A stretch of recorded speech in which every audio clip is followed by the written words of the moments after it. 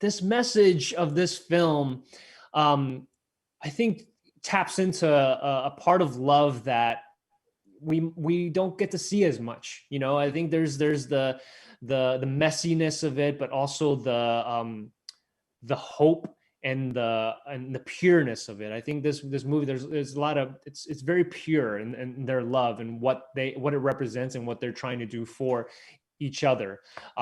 It's always about, sometimes like you see like the fighting and how you overcome that, but this one, the fight was, when you do see people fighting on the screen, is the fact that they're just doing it to try and better themselves and each other and to have understanding.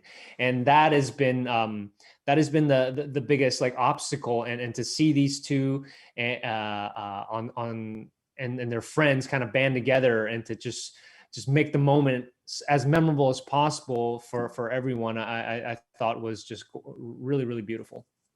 Well, and I also think that it touches not only on romantic love and the love of Jenn and Sol, but the love of their community and their friends. And I do think that, especially now more than ever, we need stories of joining together, and how, as you said, love can conquer anything. When we come into the world with good intentions and with open hearts, there's nothing that's not possible.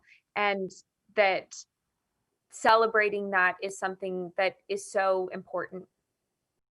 Well, as you said, the friends bring so much joy. And also, I think that Jenn and Sol's connection as soulmates, as best friends, and when we were fortunate enough to talk with the OG Jenn Carter, with the real Jenn Carter, she talked about how they made a conscious decision, even after Sol's diagnosis, that they wanted to approach the remaining time they had and every single day together with joy, with gratitude, with a sense of humor, and with love.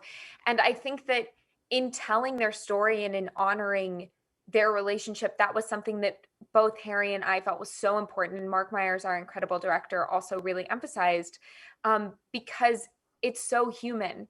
And I also think that in movies like this, if it's just sad the whole time, you tap out as an audience member. You reach a point where you can't take anything else in. And also because that's not real. What is real is laughing and then starting to cry and then crying so hard that you start laughing again. Like, being human is messy and complicated and full and rich. And so I really feel we were given the opportunity to explore that in this film, which is the most important part. Let's be real. Hey, that's part of happiness, right? It's like, it's interesting because when you look at dance, you're like, when can you not help yourself? And to do is when you're celebrating.